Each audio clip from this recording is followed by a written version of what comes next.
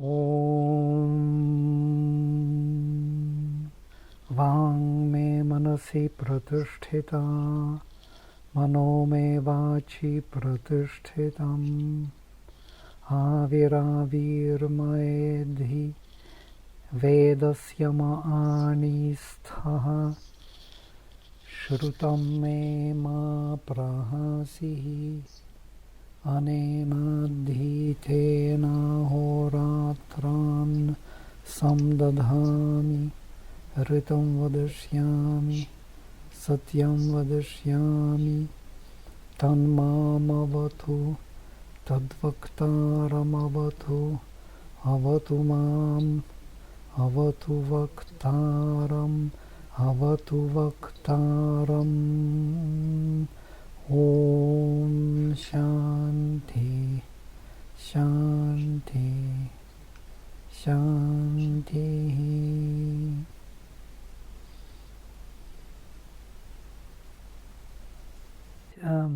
So today is our third hymn, and I was working on this kind of thinking. I saw some interesting picture about it, and in that sense I sent to Radha, and Radha said that she sees a bit differently, which it's fine to see it differently. I always saw it differently and now I start to see it a bit in connection.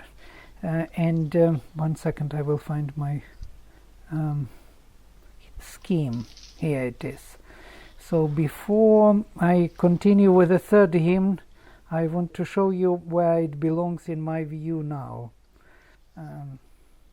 So what I did, I put these three hymns into the perspective of Vedic unfoldment, so to say. The first 9 verses were about the fire, and the fire which is reaching to the supramental, so to say, and back towards Vijnana, to the Svar world, covers Svar world and comes back, so to say. You remember my presentation was about rising and answering, and in that sense this kind of up and down movement is not really contradictory to this what I see it today as reaching to the highest Svar world, because if you reach to the supermind, it is there where the physical and vital and mental meet in one world. So what I was interested in is this dynamism. 9, 3, 3, 3. Then we have again 3, 3, 3, and they are dedicated in the second hymn to 3 different devatas, to the Vayu in Indra and Mitra and Varuna, and finally we have the third hymn where we again have 3, 3, 3 and 3 again, and that 3 is 10th basically in my in the system of Vedic knowledge. And though it looks mechanical and symmetrical and a little bit artificial in that sense, it kind of suggests me certain things, and I started to check with the words, with the keywords, and I found them fitting very interestingly into the dynamism of this happening. Also knowing Ashvins and Indra and Vishvedevas and Sarasvati. Sarasvati I cannot really totally identify, but Sri Aurobindo says that it is a very special devata in the Veda.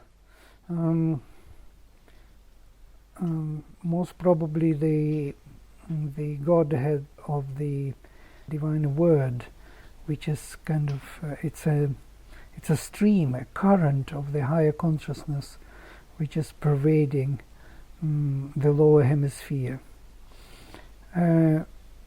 All the rivers have this kind of idea of the currents which are descending from above. You know, the hymns to the rivers, especially in these Apri Suktas, when they are mentioned, they are also mentioned as the doors to heaven, portals we can call them, yes. those entries to the higher consciousness. In general, the idea of rivers was about these currents descending into our lower hemisphere, into our lower consciousness from the higher realms.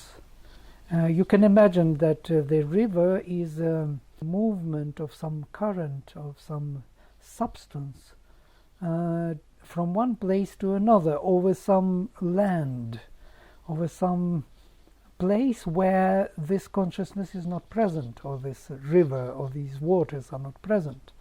So this idea of the river carrying the substance from one place to another was used by Vedic rishis as the currents. And later in Greek mythology we have also these rivers as nymphas, or these inspirational currents.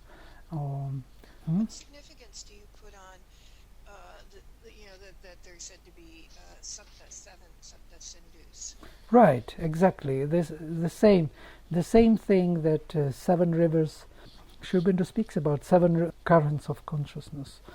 And here we have a mystery, because when we speak about 3 times 3, which is I'm presenting now and kind of based my interpretation on, it is not 3 times 3, it is 7 times 7, as Sri Aurobindo somewhere says about this. And because of this complexity, which is very difficult to trace, 7 times 7, we cannot do it. We don't have consciousness really seeing it. We can see 3 times 3, so to say, it's easier for us. Physical, vital, mental, and their interrelations, yes?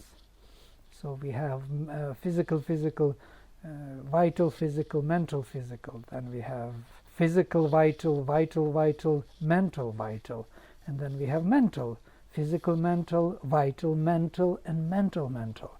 This we can do more or less, and actually it is the same scheme we can find in the Kabbalistic tradition, in the Semitic tradition, in the Chaldean ancient tradition. 3 times 3. But 7 times 7 would be for us very difficult. Those subtleties in between we would not be able to trace, and they would not correspond to our experience, direct mental experience. I tried to do it, I couldn't make it. It is too complex and too subtle. So we come to 49, as Sri Aurobindo says. 7 times 7 is 49. And 1 plus to it, 1 below, which makes it 50. And there is a projection of these 50 to the higher hemisphere, to the transcendental, so to say, over the supermind, and we will have again 50. And this 50 and 50 make 100, which is the symbolic number of the Vedic rishis. 100, it's a fullness. But I cannot do it. I cannot really, even theoretically, make it. It is very, very difficult. But the idea is there. So this 3 times 3 is a very approximate proposition. But still it is there. I am not sure that you are kind of totally understanding what I am trying to say, because you didn't go through that interpretation of the Vedic paradigm scheme, which was 3 times 3 times 3, and then 3 above Svar world, Trirochana, and above the triple supermind, and above Satchitananda. So there will be, the whole scheme is a very interesting presentation of our triple world, of heaven and earth and space in between, Antariksha. This is our triple world, yes? Quick question, what is the difference between the overmental and the supramental? Right. Overmental is the world of Svar, Trirochanas, yes? It is the world of the ray of the sun. And supramental is the sun, is the very Atman, very self of the sun.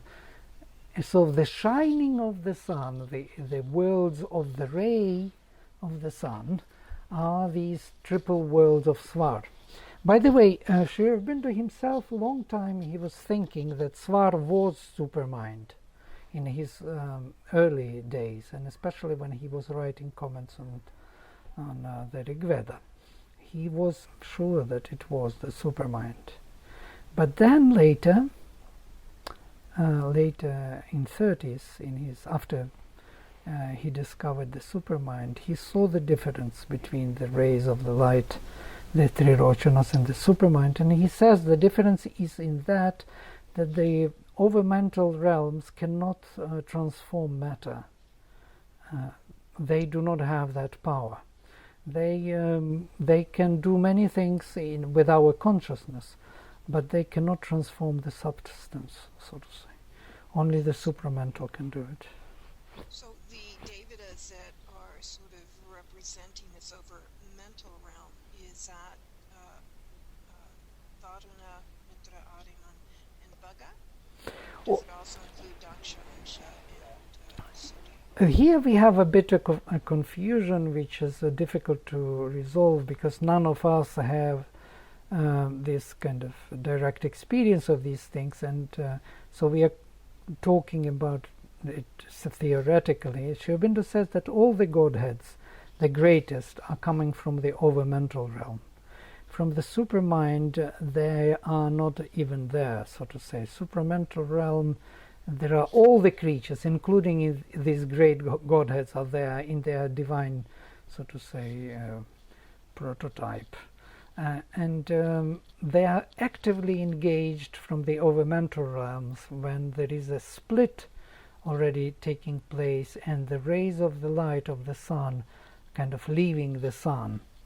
There is a hymn in the Rig Veda, I think it is from the fifth mandala, 540, where there is a beautiful description of this highest overmental realm given. And it is given in such a way that the light of the sun is pervaded with the darkness. So these two, infinite darkness and infinite light, meet for the first time, and there is the overlapping of one with the other, or pervading of the light into the darkness, first leaving the body of the sun. And that is the overmental realm. So we have the first split between the truth and that which is not true. Yeah? The first movement of becoming. Sri Aurobindo speaks about these great clusters of light. They are not yet kind of differentiated into the individual form.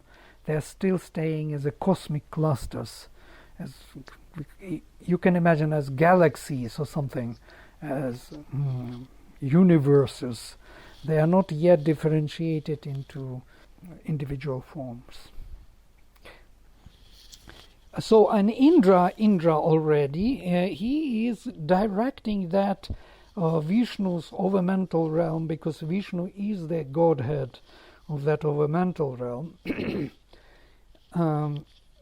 directing it towards our differentiated world in time and space. So that light will be individualized, so to say, and working for particular individual purposes of our creation. So it is kind of as lightnings flashing down from the heaven and showing us, or revealing something, or killing the demons, or killing the distortions in our consciousness. So there will be always kind of that effect of Indra's lightning, which is described that lightning in its substance is the light of the sun, of Surya. It's quite interesting to see these pictures, what is happening. So here, when we are rising up, we are coming to the mental realm, and three first verses are dedicated to Ashvins. And Ashvins are very particular godheads, very difficult to interpret because you don't find any kind of so to say parallels in the later tradition. Of course, we know that Nakula and Sahadeva, they are kind of projection of Ashvins and so on and so forth. But that is later interpretation. What is interesting about Ashvins is that they are very dear to men, yeah? And they are very helpful to men. They always help us, come very easy to help us, always saving us, always giving us relief. They can cure us, they can give us delight. They are godheads of delight. But notice they are Ashvins. They are the riders of the horse, yes? Riders. They are not the horse, as many times they are drawn later in the mythology with the horse heads and so on. It's not true at all. They are godheads riding the horse. They are sometimes on the chariot, and not much of them is really understood. Without Sri Aurobindo, I couldn't understand a thing. From others' description, why they're there, what they are doing. But in Sri Aurobindo's, it is given a hint that these two represent two movements of consciousness within the vital realm, but already charged with the supramental light. So to say, it's a mental vital force, so to say, driving mental force which is driving the vital force, because horse is the vital force basically, yeah? And it is driven by these mental two powers who are representing knowledge and power. They are as if they are the chit tapas of the supramental force which is acting upon the vital. It is as if so, you see. What is interesting that they are kind of on the both sides of the antariksha, so to say. One is in the higher realm, representing knowledge, and other is in the lower realm, representing power of that vital realm. But from the point of view of the supramental force, not from the point of view of vital itself.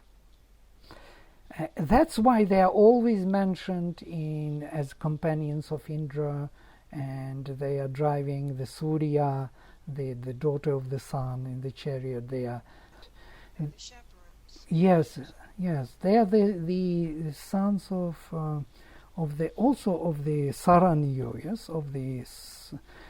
What is important to understand is that they represent that higher Surya force in application towards our life, towards our life force and life knowledge. Now, what is interesting about the antariksha, as you were mentioning today, that you are interested in antariksha. Antariksha is a triple realm.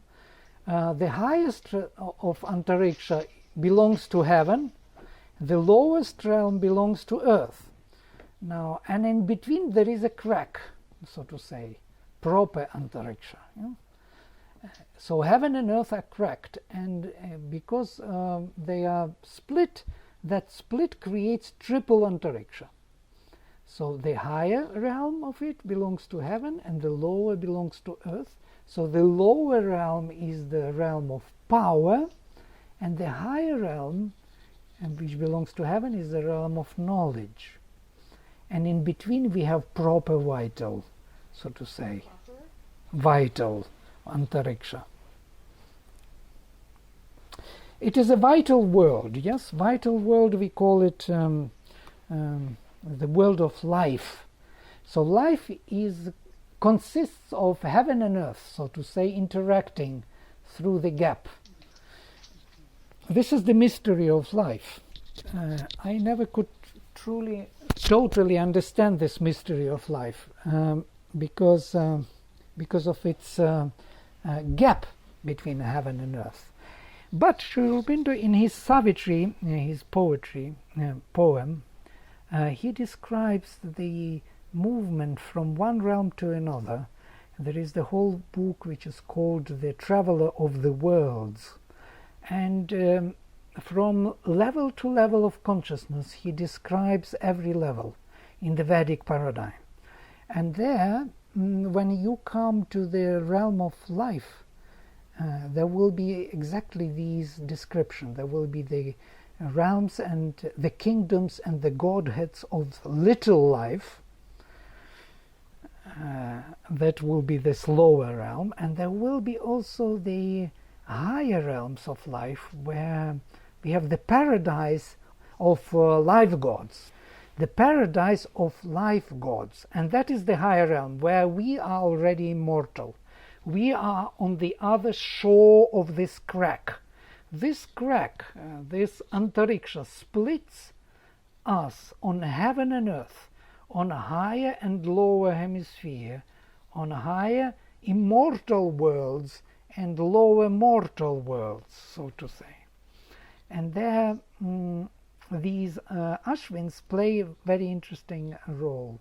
One is kind of belonging to the higher realm of knowledge, and other is to the lower realm of power. But since they are working and going always together, because they are representing the supramental action upon life, they can succeed in life very tremendously. They can transform life, they can cure the dead, they can do many things. The wounded, and so on. Save people. Do you think, because they're, I think somewhere also in the Rig Veda they're compared to, well, maybe it's the later Brahmanas, but they are compared to the inhalation and exhalation. Right. The force going up and then the force coming down, kind of the meeting from above and below. Yes, Ida and Pingala, yes, they are compared, and Indra is compared to Sushumna, but it is in the later tradition of mental structure where they try to make sense out of it, some sense, because otherwise we do not know what they really represent. Truly speaking, nobody understands Ashvins. I don't know anybody who would meaningfully write about this topic. There will be always mythological content, there will be some pictures, some chariots, some fights, some marriages. There will be always something, how they save Bhuju from the ocean with their ship who fell into this ocean, yes, of abyss.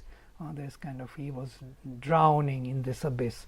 By the way, that's what they save somebody from the ocean. This ocean is that crack, that antariksha, where you can sink into the inconscient, yeah? And basically falling into that realm of antariksha is very dangerous for us. It's a dangerous realm which we have to cross. Sometimes in many traditions it is described as a river which has to be crossed, and when we die we cross the river from one shore to another. This is what we do. From the shore of the mortality we move to the shore of immortality, yes? So basically this is where our life force, our vital realm, is split into two. Mm-hmm. Vladimir, would you mind at some point, it doesn't have to be at this very moment, but sometime before the end of the call, would you mind giving the citation in Savitri that you just referred to? Right. This is the second book, the book of The Traveler of the Worlds, and if you go Savitri, the poem of Sri Aurobindo, it's one of the most beautiful things. I was quoting from it quite a bit in our presentation already. It's a poetic composition, and yes, wow, this is an amazing book, most difficult to read. Nobody likes it because it is full of information which is of this yogic kind. It's like an experience. You can experience, you can read what you will experience on this level of consciousness. Yeah, he gives very beautiful a meeting with creatures and what is happening and how you see it and so on and so forth. So basically, yes. Sorry, you said the verse and it dropped out when you said which verse of Savitri you were referring to. Savitri. I didn't hear what you just said. Book 2, the book of the Traveler of the Worlds within Sri Aurobindo Savitri. Okay, cool. Thank you. Can I also ask one other thing? You said when you were talking about the two movements of consciousness, Right. and you said the horses represent just Life force, vital force. Yes. In the Vedic vision, and that's according to Sri Aurobindo, there are two important symbols in the Veda. That is of the horse and of the cow or the bull. Yeah? Yes. Or sometimes cow is more important even than the... Yeah, Vrishon is always the Lord, yes, because he is the head of the cows. But cows are those who give milk, give this essence of knowledge, because milk is the symbol of knowledge.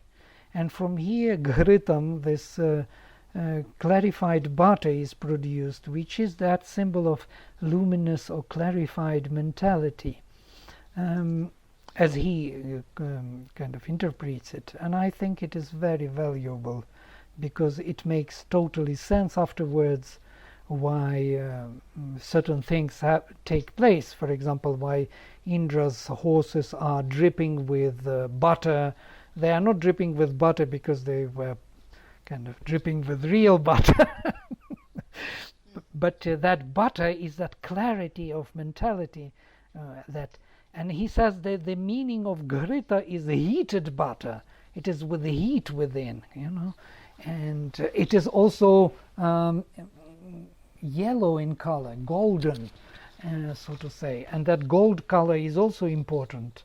So all these... Is the heat, the dynamism of Ritam, is that considered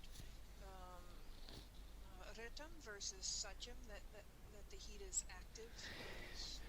I said Ghritam, I am sorry, I said Ghritam. Ghritam is that... but you said it was dripping with the heated butter. Yes, with Ghrita, yes. For example, as... Is that heat considered transformational or transforming or active? Yeah. This Ghritam is from root Ghri, to be heated up. So to say, it has a Dharma from here, the word which means the fire. Yeah? In a way, it is that heat within the butter, which is the constituent of that quality of the luminous mentality. It can transform. It is not just the color or the substance.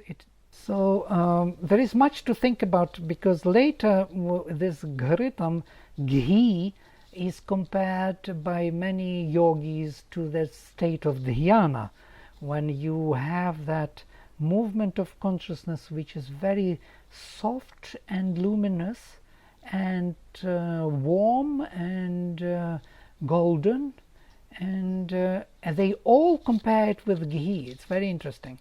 So I thought this parallel makes sense, because what Sri Aurobindo says about luminous mentality, the quality of it is compared to the clarified butter.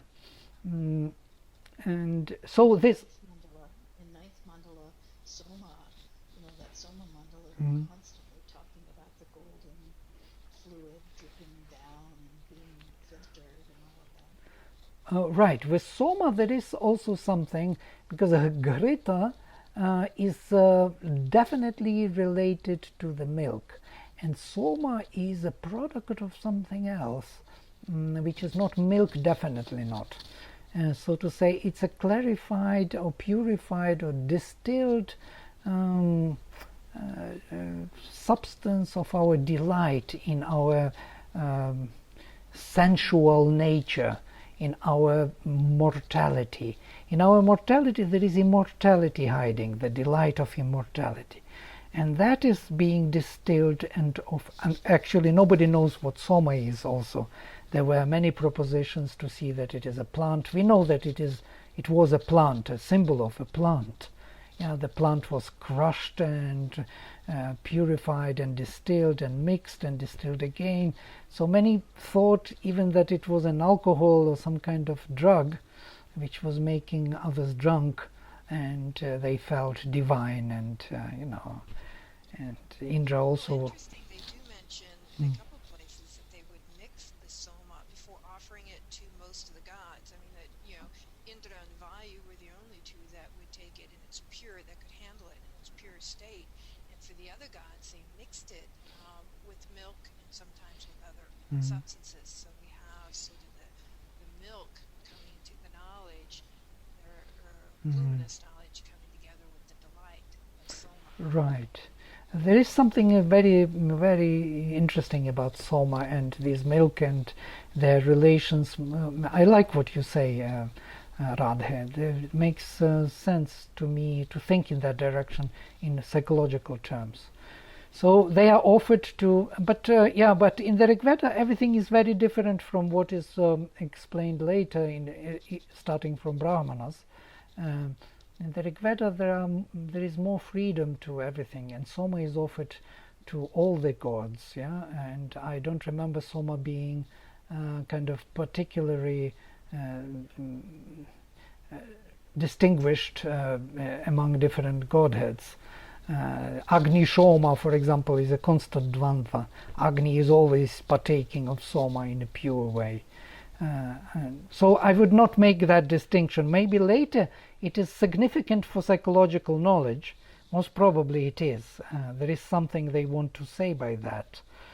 But I have to check it, what you are saying with the Rig Veda, to be totally precise. I don't remember this distinction. So the distinction in that certain, like Indra and Vayu would take it pure. Yeah, I don't remember that they are the one who take it in a pure way, and others don't. This others don't, I don't remember. But Is Pavamana the same as soma? yes, soma pavamana. Pavamana is from root pu, to purify. It's a purifier. From here, pavaka, for example, is fire, also purifier. Yes, so in soma and agni, both are purifiers. One is growing on the other. Yes, they are both interrelated. The agni is growing on soma, and he needs soma for his growth.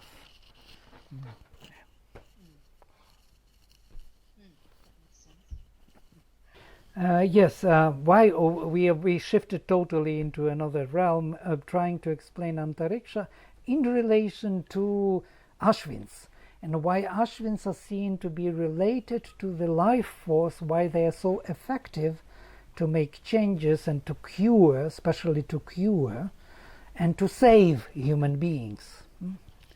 And they are doing this very easily with help, very powerful beings, though they don't look like powerful beings. And they also begin the day, the Ashvins. These Usher in the dawn, right? right, they come before the dawn in a way. So it's something very strange about them, especially this, that they come before the dawn. They are already seen, so to say, they are signifying the coming of the dawn. Very mysterious. Right. So it's a kind of intervention of the highest realm of the sun into our life, and acting upon it from the Chit Tapas, Chit Shakti consciousness force. In that sense, they are very effective. So, saying all that, for the sake of these 3 verses, I will go through them one by one.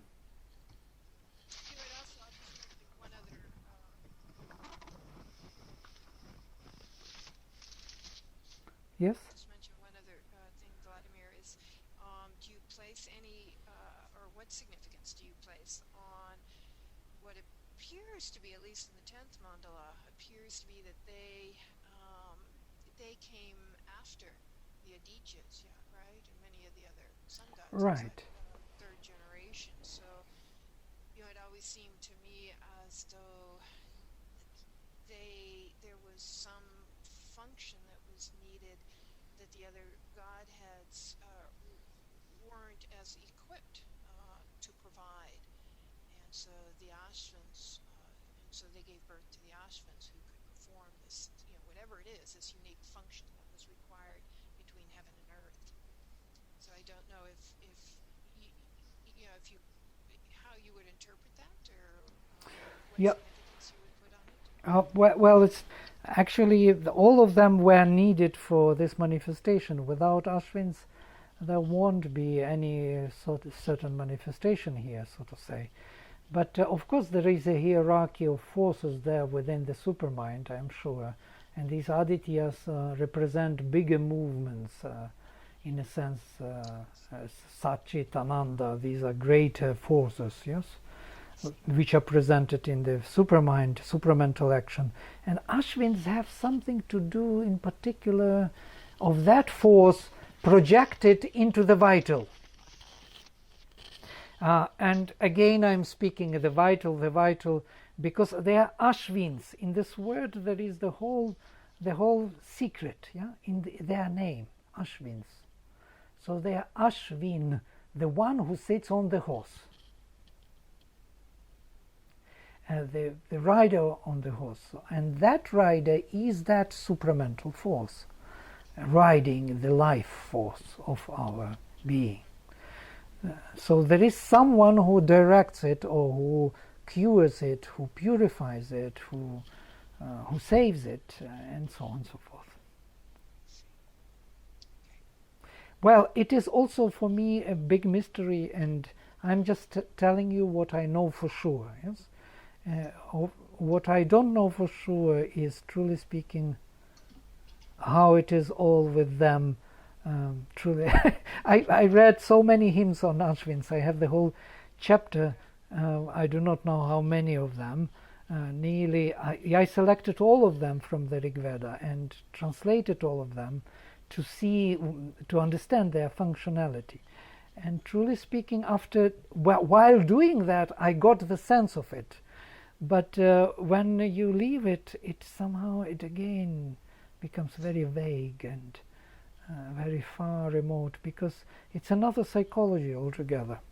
So in order to come near to this understanding, we need to dwell on it over a certain period of time. It was a very good exercise I did with this Institute of Indian Psychology. We did, you know what we did, yes? We took hymns to Agni, 50 hymns, and we went through it over the period of 2 years, yes? Dwelling on them and studying only Agni. Then we took Mitra and Varuna, or Adityas, all the Aditya hymns I took, and I presented to hymn by hymn. We dwelled on them, and we got the sense of these devatas. And then we took Indra, then Indra was next. And then Ashvins, and Maruts. Well, Maruts took a long time, because Maruts are other great godheads who are not understood easily. So, and then Ashvins, and after that, dwelling over 1.5 years on Ashvins only, we got the sense, and we could distinguish them from other godheads clearly by feeling, by psychological experience, and so on. It's a profound psychology, it's a kind of cosmic psychology. Psychology of universals, if you like. It is not the individual psychology, and in that sense one has to dwell on them. If one is not, then you are losing the thread or something. They are not suggesting you anymore the true answer. So to say, you are cut off from them, you have to connect to them again. They will tell you exactly what they represent. But I can say the words what they represent, but that would not be the same. Yeah, though I would say even the same, but it would not sound the same. Sorry to the. Oh, I get that. Yeah, because it has to be explained. It sounds a little bit crazy, but it is so. Yeah. Okay, Ashvina Yajvarih Isho Dravat Pani Shubhaspati Purubhuja Chanasyatam, O riders of the steed, swift-footed, much enjoying lords of bliss, take delight in the energies of the sacrifice. Take delight in the energies of the sacrifice. Chanasyatam.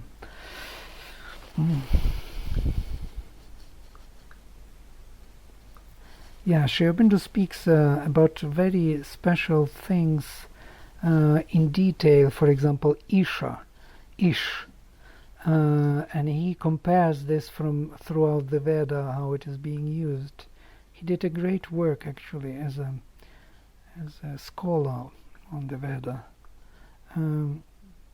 And here Isha is used also, much enjoying, swift-footed, much enjoying lords of bliss, Shubhaspati, take delight in the energies of the sacrifice. That is Isha, yeah? Yajvarih Ishaha, so to say, sacrificial impulses or energies. And what are these impulses? It's also very interesting. It is kind of aspirations, yes? Aspirations for transformation, for change, for finding and manifesting the truth. These are the impulses within the nature. So they are kind of enjoying or taking delight in these energies.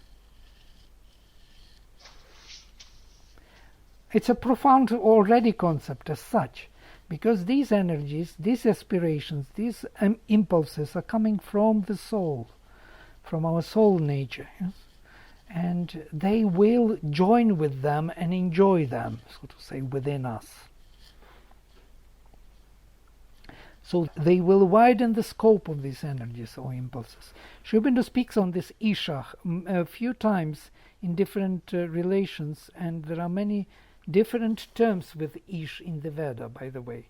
I give here the whole his comment on the Ish. Is luminous delight? Energy. It's an energy. From root Ish to desire. Yeah? It's a desire. It is seeking the realization. From root E to move, it's a movement with energy, if you like. And that's how you get the aspiration. Right, that's why you get S there, sh, fricative. Yeah? You have this E movement with the fricative, with the energy. So to say movement with the energy gives the meaning of this impulse or energy. By the way, Sri Aurobindo is very systematic with the philological approach to the meaning of the Veda, yes? He will confirm linguistically, etymologically, every term. He will base on it. He says that rishis were very systematic with this. They would never use the word which does not fit etymologically. So the whole proof of the truthfulness of his theory is within etymology, and not within his own kind of understanding, yeah? So to say. And that is very good for us because it's scientific in a way. We can approach it also. So sometimes the prayer is not for luminous delight or luminous plenitude, he says, but for the luminous impulsion or force which Ish represents. Yeah? Bring to us, O daughter of heaven, luminous impulsions along with the rays of the sun. Gomatir Isha Avaha Duhitar Diva. Sakam Suryasya Rashmibhih.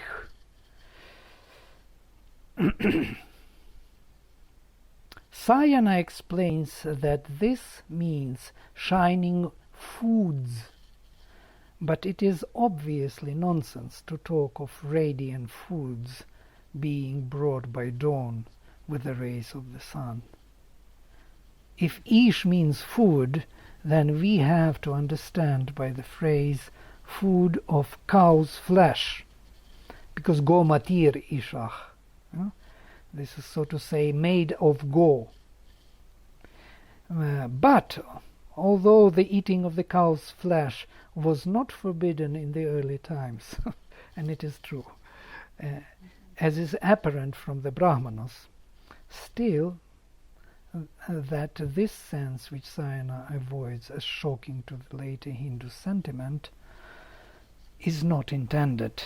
It would be quite as absurd as the other, is proven by other verse of the Rig Veda, in which the Ashvins are invoked to give the luminous impulsion that carries us through to the other side of the darkness. And that is interesting. This other side of the darkness, is that what I was telling you just now about the two shores which vital force represents, yes? And in between there is this darkness, this ocean into which we can sink, from which Ashvins save Bhuju, the sinking soul, and they pull him with their ship and bring him to the other shore. Could that sinking have to do with getting caught up Right. in the delight of the earth, or of the vital, and not being connected to the delight of the heaven? Usually it is when we travel to another shore, yes? And we have to cross the ocean or cross the darkness, and by crossing that river or ocean or darkness, there are many dangers there on the way, and these dangers are such that they can sink us down and so on. They may not be conducive to our traveling to the other shore. That's why when we die, Yama, for example, sends his Sarameya dogs, in the Rig Veda, or later he sends his, so to say, helpers to bring us to the other shore. What they do, they protect us from those forces which attack us on the way. Can you speak more about that? Is that okay, Radhi? I mean, Sure. what are those forces that can sink us on the way? There are many of them. Yeah, they have all the names in the Rig Veda. Rig Veda is very rich with naming all those dark forces. And that's what your guru does, is kind of makes sure that you Right, Guru. can tell the difference between a masquerading, marauding dark force and a test or something along those lines. When we die, for example, we have to cross that river or that ocean, or that darkness. By the way, to come to the other shore, to our place of where we are immortal and cannot be harmed anymore, so to say, to the paradise of the life gods, what we call paradise. It's a good word because it is religiously actually explaining all that there we don't have any danger anymore for ourselves. We can relax finally and be ourselves as we are. So on that other shore, to cross there, to go there, there will be a passage, and that passage is dangerous. And by the way, Mother speaks about this a lot, and she says interesting things. She says that before there was no passage there over the vital world, over that antariksha. So every time you cross there, it is very dangerous. That's why we have the Book of the Dead, telling telling exactly what to do in order to cross safely that passage. And but she said that she built a tunnel over that realm for people, so now they can safely move without really being endangered to the attacks from the vital world, which are coming from the inconscient. There are many creatures there. In the book of the Travelers of the World, Sri Aurobindo speaks about in one canto, which is called The Mother of Evil and the Sons of Darkness. It is exactly in that crack, Antariksha.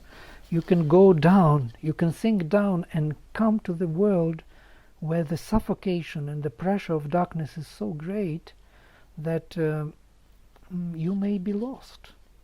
And by the way, in the Rig Veda it's mentioned also that the fire, Agni, was scared from Vritra, and Vitra. yes, and had to run and to hide deeply in the subconscious, in the dark place where nobody could find him. So in a way, it's a very strange geography there, but there is that crack in between, which we have to cross to our part of our life where we are safe. So our life has two poles, heaven and earth. Yeah? Earthly pole is the embodiment in our physical, in our physical body. To embody ourselves in the physical body, we need this part. Yeah? And other part of our life belongs to heaven, to our consciousness, knowledge, light, where we are totally safe as souls. Yes. So our vital nature is of this double formation, and in between there is this crossing passage which links us to the inconscient world and to the superconscient world. You remember my picture, which is going beyond, this kind of growing out of that crack to both worlds beyond. Mm-hmm. So that is how our geography works, psychological geography. So here we have this a very interesting. One wonders if you've already if you have a contact with the superconscient, the supernatural, how it's possible to fall into the inconscient once you have located at least or been exposed to the superconscient. Well, that inconscient is also the divine, yes, the divine being, which has no light, and we have a great interest, by the way, as souls, in that darkness. That's why we came down. We have, Indeed. yes, we have. The entire media is a demonstration. Not politics and everything what is happening in the world shows. Interesting. Crime shows and everything. Right. It's very compelling. Right. And if, yeah. I just this is a huge question for me.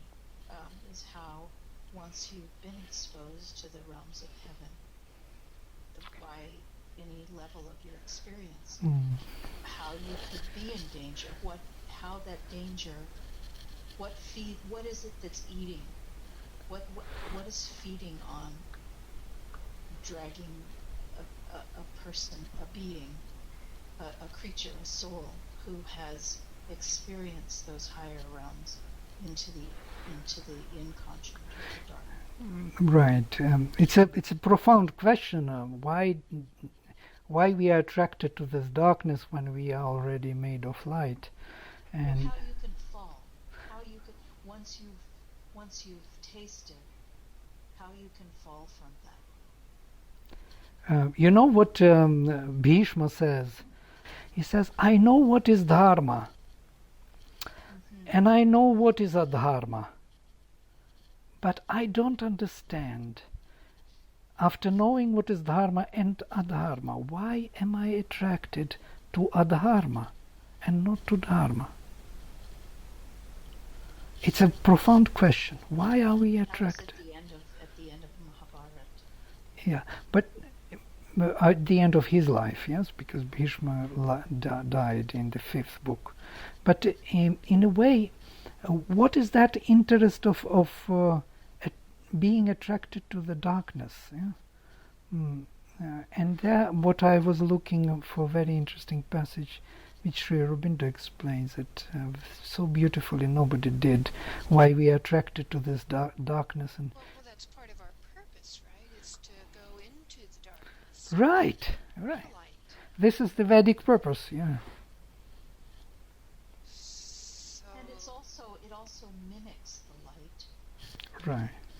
in a certain way. There is delight. Like you said last week, that there's delight even in killing. Right. But it's not the light because it ends. It's got a beginning, a middle, and an end. And the light doesn't. It's immortal. It doesn't end. Right. but what was the thing you said once? It was a quote from the Bible that the first in heaven. What was? Oh gosh. Bible. You said something. The last. Something to the effect that those who go deepest into the darkness are the first to heaven. So yeah, Jesus says about this. Those who are the last will be the first in the kingdom of my Father. And this is the thing with Jesus.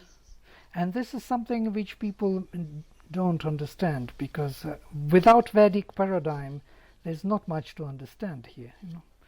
But if you see it from the Vedic perspective, you will see that we, those who went deep into the manifestation, into the inconscient, we brought with ourselves that connection to the light. And we are there to transform that darkness with our sacrifice. We give our life away, our knowledge, our blissful state. We give everything away for this transformation. And so to say, that's what Jesus also did by his sacrifice.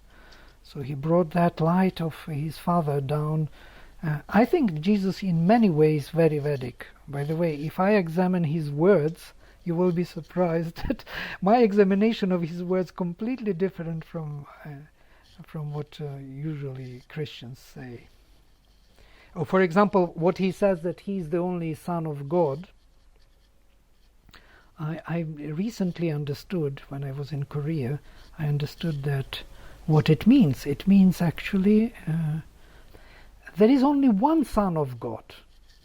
It is the psychic being, the projection of the soul in the heart. And only through that projection of the soul in the heart we can come to the kingdom of his Father. We cannot come to him, to heaven, by other way, by other means. So in a way it is very meaningful. That's why he says, I am in the heart of every man. What does it mean? How can Jesus be in the heart of... But people interpret it as if they have faith in Jesus or whatever. Yeah? Well, as if Jesus is an individual. Right. Who was the only Son of God, which is ridiculous. It is ridiculous.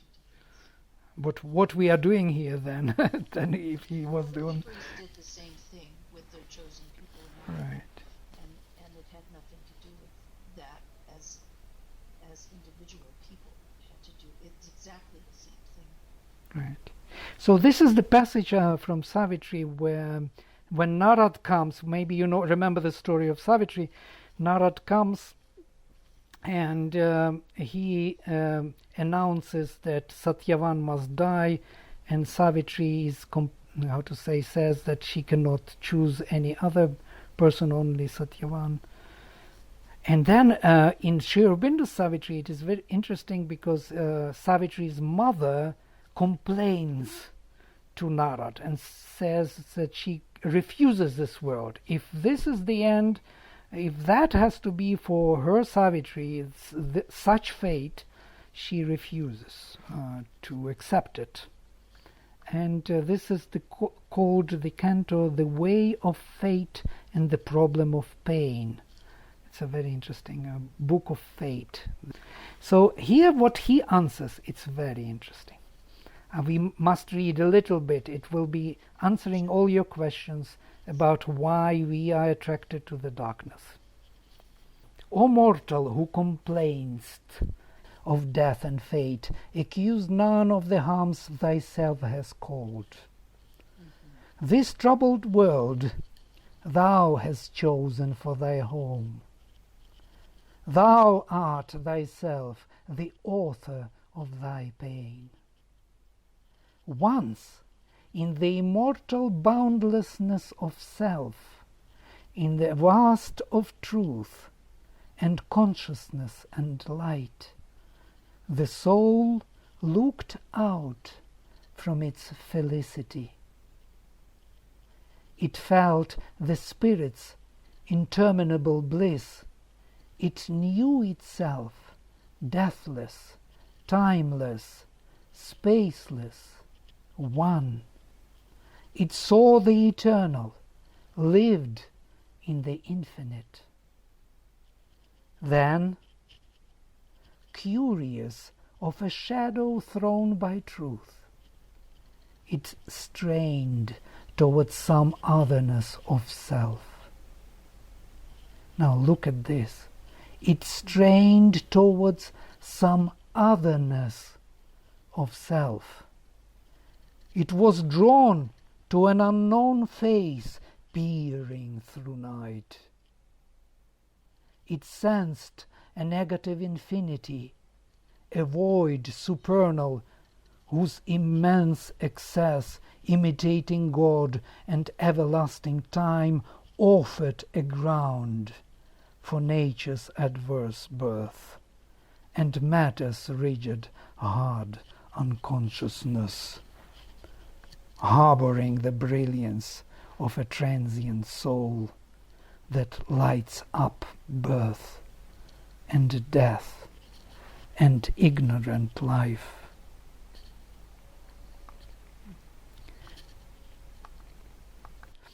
As one drawn by the grandeur of the void, the soul attracted leaned to the abyss. It longed for the adventure of ignorance and the marvel and the surprise of the unknown, and the endless possibility that lurked in the womb of chaos and in nothingness gulf, or looked from the unfathomed eyes of chance. It tired of its unchanging happiness. Look at these words. Wow. It turned away from immortality. It was drawn to hazard's call, to danger's charm. It yearned to the pathos of grief and drama of pain, perdition's peril, and the wounded bear escape. It wanted to experience these things.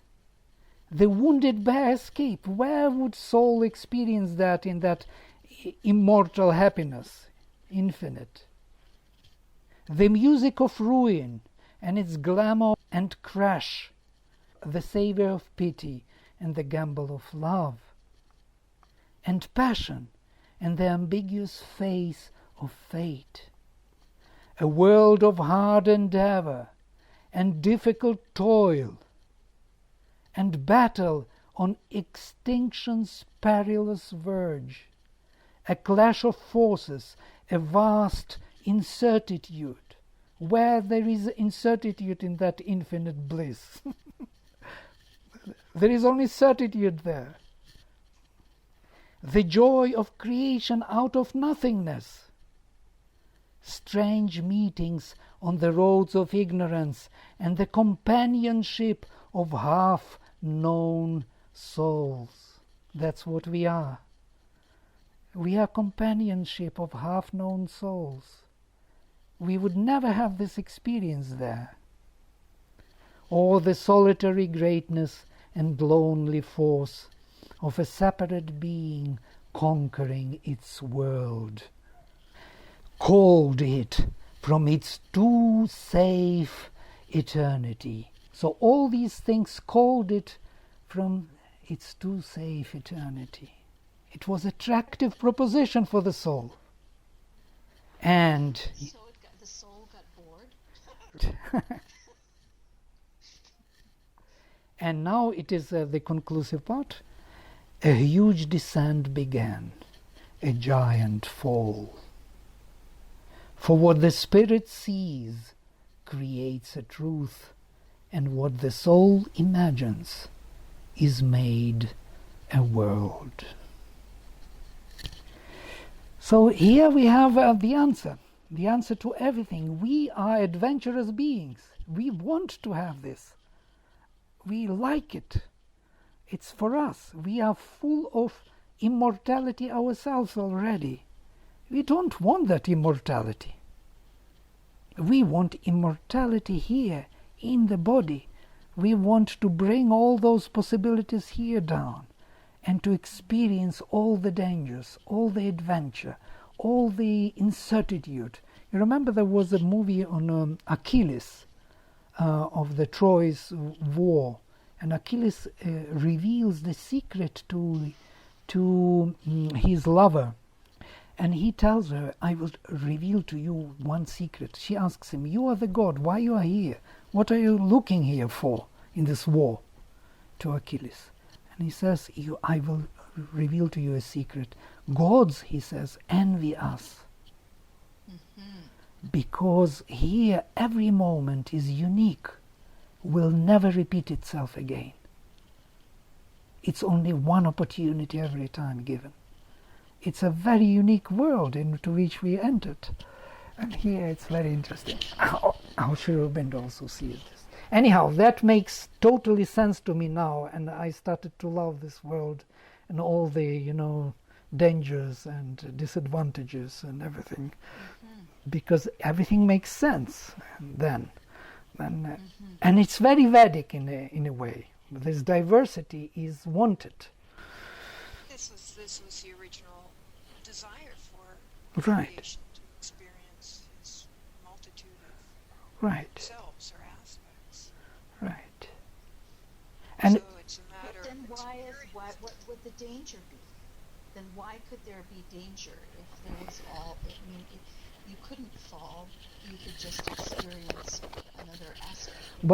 but then that would be not really true. Then it would be like a game or something. You're proposing kind of cheating, But it's okay. I also many people asked this. I'm talking about the crack. Yeah, there's the crack. How would you fall into the crack if it was just part of the experience of totality? Right. The question was, it's a valid question, of course, of that why we should have this danger of disappearing and being harmed and so on. And this is the whole country is called the problem of pain, so in a way,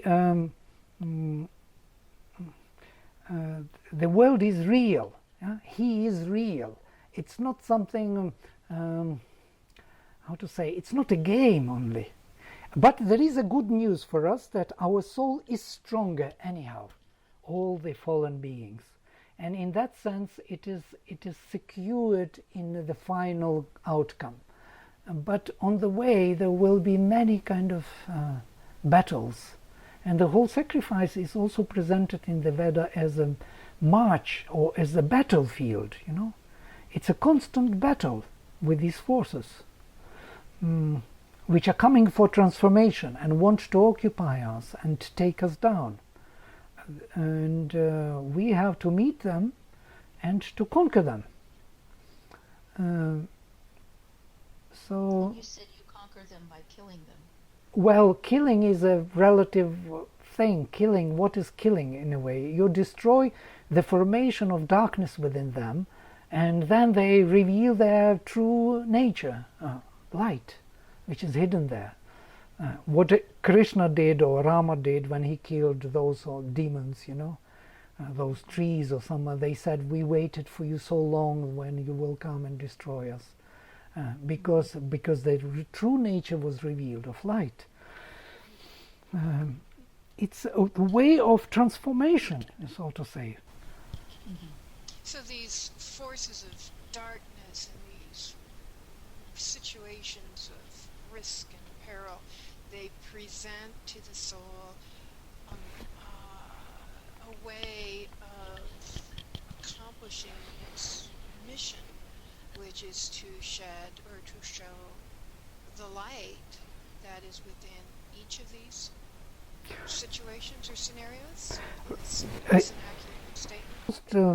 Most valuable question for myself also, what you are asking, whether I'm really ready to be courageous enough to meet the life as it is.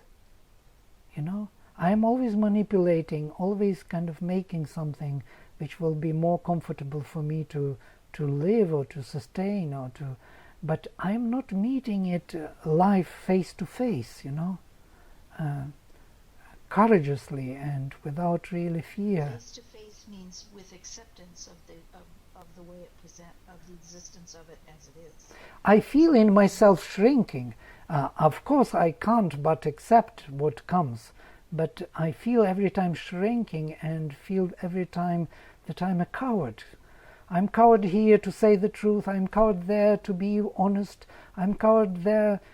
I'm doing this all the time, lying to myself, to others. I feel this is the darkness, if you want. This is what we are dealing with every day. There is no other darkness, by the way. If we could face life and face what is true, we would transform it very fast, very efficiently. We would be given all the forces, all the gods will come to help us, to fight on our side. But we are not totally believing in it, so to say.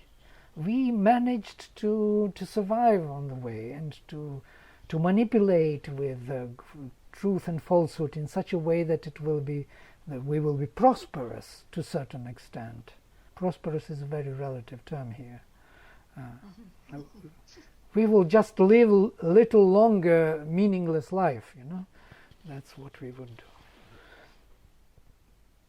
But to meet face to face, as for example Jesus did when he was brought to this judge in the temple, he asked him two questions.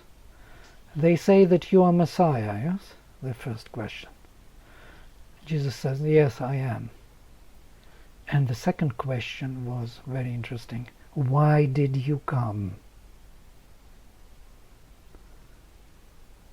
And Jesus says, to face the truth to the end.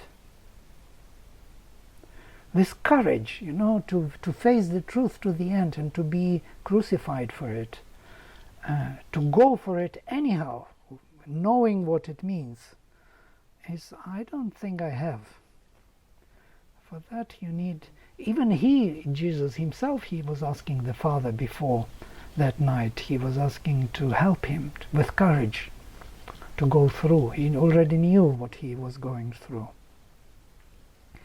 So you will be met by forces which are opposing the movement of the truth if you take the truth. But there will be forces of truth on your side. And more you, have courage, more you can really do it, this transformation, this battle, more you will have support of these greater forces. And the whole Rig Veda is about this only, invoking those forces for the battles. And you will see how many battles are here, with Vritra, with Shushna, with all the Rakshasas and Paishachas and God knows who, Asuras, Vala, and Panis, and there are many names which we do not meet often, but Sri Aurobindo actually gives their interpretation, psychological, what they really do, why they are there. I would be interested in that because we're always looking at Mitra and Varunan. Right, Right. We will meet them definitely. They will be waiting for us because They're right around the corner. You know, this makes me wonder, actually, a little aside, I suppose, but in Jyotish, the house, the bhava that signifies courage, is a dustana. It makes me wonder. Uh-huh. Well, it's also The mild dustana. upachaya, right? So Yes, it that's true. roots, it grows, it rises to the occasion over time with effort, with staying with it, with, not quitting. So if you're true to the nature of that bhava, then the ability to be courageous grows. And so Brilliant. that's Yes, brilliant. Thank you. That's the answer. Anyhow, Jyotisha is a very unique system of, I think, Vedic interpretation of the world, simply in different language, and I was always wondering that one day maybe I will be able to understand that connection. And I met you. You see, that's interesting. All the Jyotishis who are doing this work and are interested in the Vedic interpretation of the world. Because when the Vedas were finished, so to say, with their kind of tradition, finished in a sense that they couldn't succeed with transformation, as Sri Aurobindo says, due to the failure of Vedic rishis, there was a split on two traditions. There was one line of tradition went towards the materialistic, occultistic, scientific world, which we have as a Chaldean Semitic traditions, and so on, because before there was common tradition, yes? There was Aryan Chaldean tradition, one tradition. And then they split into two different directions. One went towards the material world and occult powers, and from here we have science and the whole Western tradition of scientific perception of the world. And other is more Advaitic, Advaitic, so to say, denying nature. So there was a split on accepting nature but losing the spirit, making it transcendental, not reaching to nature, as it is in the Chaldean tradition, in Semitic, where the God is never kind of reaching towards us, he is always separate. That's why Jesus was crucified, because he was speaking about our union with the Father, and which was impossible for that tradition to accept. That's why I say Jesus is closer to the Vedic. He brought this dynamism of the soul and speaking about a union, about kingdom of his Father on earth, which is also a unique thing. And Aryan, which became more and more Advaitic, denying nature, seeking mukti, going to Brahman, dropping all the natures. So this split happened due to the failure, as Sri Aurobindo says, of Vedic rishis to transform life, transform earthly life with this power of the spirit. It didn't happen because the humanity was not ready or something of that kind. Yeah, we had. Well, that is one reason why I think this whole study of the sacrifice, or the exposure of the intellect to the sacrifice, is so useful, right, and profound.